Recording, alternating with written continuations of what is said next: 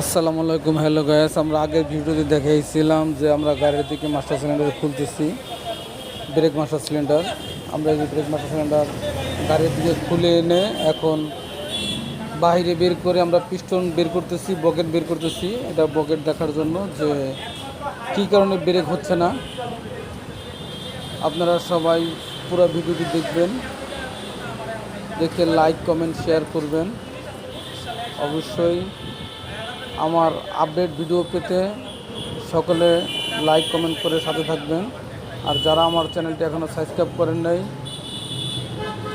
আমার চ্যানেলটি সাবস্ক্রাইব করে দিবেন। সাবস্ক্রাইব করলে আপনাদের সামনে আমার নতুন নতুন ভিডিও অবশ্যই যাবে।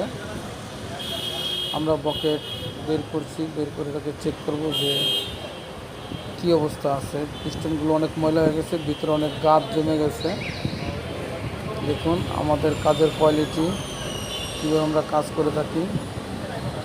আপনাদেরকে পরবর্তী ভিডিও আবার আপডেট দেবো। আসসালামু আলাইকুম।